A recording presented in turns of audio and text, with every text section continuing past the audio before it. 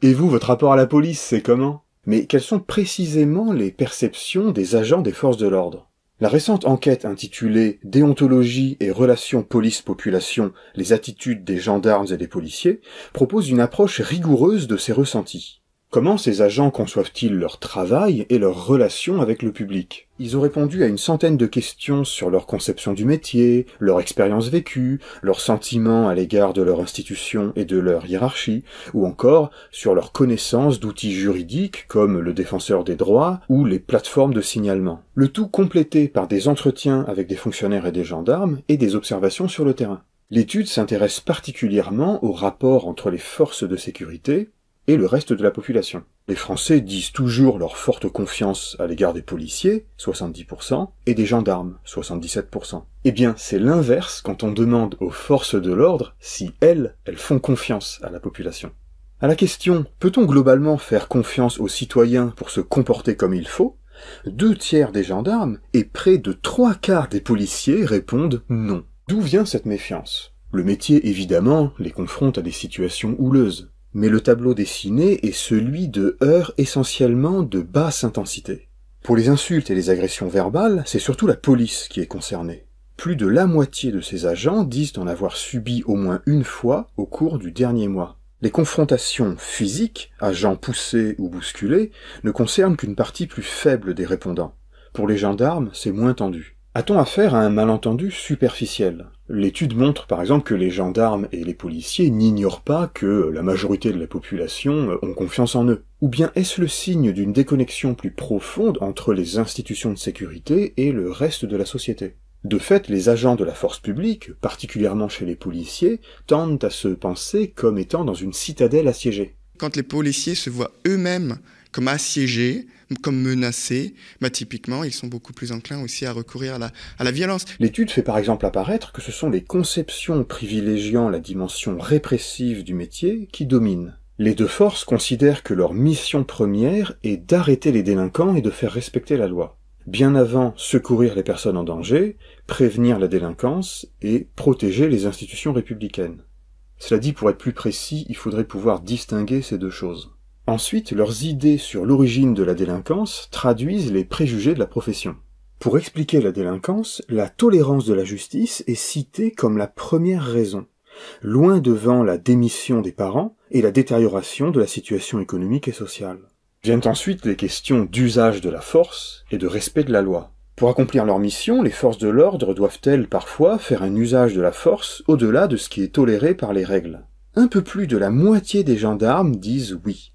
Et près de 70% des policiers se prennent carrément pour l'inspecteur Harry. Une majorité des répondants considèrent qu'il existe souvent une contradiction entre efficacité et respect du règlement, et que mener à bien la mission est prioritaire sur le respect du règlement. Les écarts entre policiers et gendarmes sont manifestes. 50,9% des gendarmes privilégient le respect scrupuleux du règlement contre 35,4% des policiers. Notons toutefois, pour se rassurer, que dans 85,1% des cas, si un collègue commet des fautes graves, la réponse privilégiée est d'appliquer le règlement. C'est ce qu'il déclare.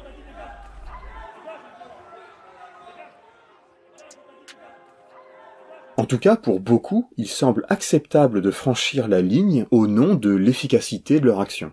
Ces résultats font apparaître une logique pragmatique, accomplir la mission, et ce, en se détachant potentiellement des règles censées encadrer le travail, confirmant ici encore des résultats classiques de la sociologie consacrée aux cultures professionnelles. En effet, la sociologie de la police montre que non seulement la police attire des individus à tendance autoritaire, mais qu'en plus derrière, l'institution va valoriser et consolider cette conception du rapport à l'autre. Les policiers, quand ils commencent leur carrière, quand ils commencent la formation, quand ils se trouvent dans l'institution, ils s'imprègnent de la vision que l'institution leur transmet du travail normal de policier. Et donc, c'est en quelque sorte des déviances qui ne sont pas nécessairement intentionnelles, mais les policiers ont l'impression que pour être bon policier, il faut se comporter de telle ou de telle sorte. Tous les groupes professionnels, ils sont codifiés par des normes formelles, des choses que la loi leur impose. Et puis après, il y a ce qu'ils croient être vrai et bon.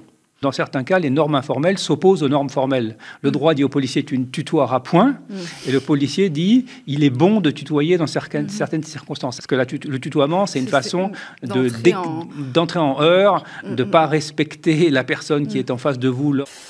Dans le même ordre d'idées, les auteurs de l'enquête détaillent les difficultés des forces de l'ordre, un peu moins en gendarmerie, à accepter d'expliquer leur action, notamment auprès des élus. Et la moitié des répondants estiment ne pas avoir à informer et justifier de leurs actions auprès des citoyens. Alors évidemment, aucun milieu professionnel n'aime recevoir des critiques de l'extérieur et se soumettre à des exigences de contrôle. C'est l'institution policière, donc elle est extrêmement soudée en interne, mais elle est aussi particulièrement étanche vis-à-vis de la société. Donc la police, en quelque sorte, voilà, c'est une bulle, elle fait corps, elle a un esprit de corps particulièrement développé. Mais la particularité dans ces milieux-là, compte tenu de la spécificité du métier, ou la sécurité, c'est que toute tendance au repli sur soi peut pousser à antagoniser le rapport avec le public. Le policier n'est alors plus un médiateur entre la loi et l'administré, mais s'imagine être dans un face-à-face, une quasi-guerre contre des ennemis. Comme la police est distincte de la société, elle voit la population comme une menace potentielle, ce qui entraîne d'ailleurs un effet performatif. Quand on se sent menacé par quelqu'un, on est plus enclin à le confronter directement par la violence plutôt que par des méthodes non violentes. Ça démontre, je crois, au moins ceci, que cette police dont on dit qu'elle est républicaine tend en fait à s'affranchir des principes républicains et de la loi pour réaliser les missions qui sont les siennes et à s'instituer comme un corps qui n'est pas complètement dépendant du pouvoir politique, heureusement, mais qui s'arroge effectivement des pouvoirs de fait qui sont exorbitants. Cette déconnexion à l'égard de la société et cette relative autonomie au sein de l'État produisent en tout cas de grandes résistances au changement, sur le racisme, sur les contrôles d'identité ou encore sur l'affichage du numéro de matricule, etc. On a ôté de la rue l'ensemble des travailleurs sociaux, éducateurs spécialisés, agents de prévention, éducateurs de rue, qui pouvaient s'y trouver dans les années 70, dans les années 80.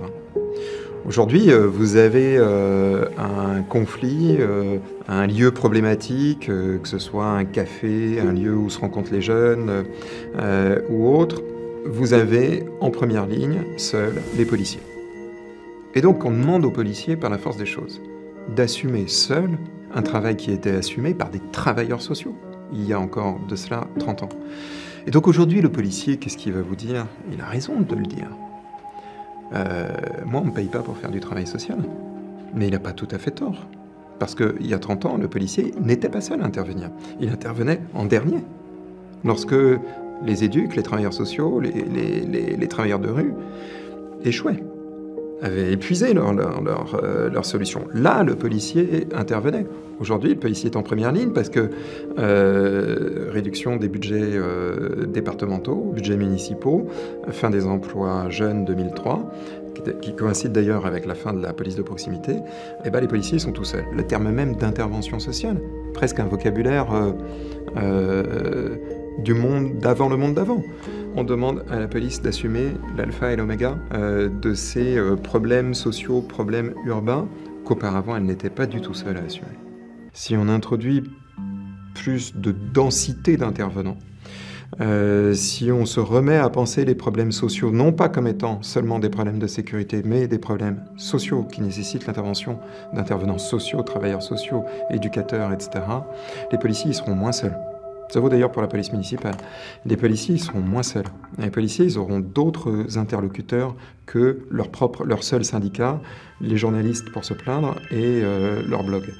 Ils pourront construire ensemble une réponse adaptée. Parce que penser localement aux problèmes auxquels ils sont confrontés. Les problèmes sociaux sont des problèmes sociaux, ce n'est pas des problèmes de sécurité. Quand un problème social est un problème de sécurité, c'est qu'il est déjà trop tard.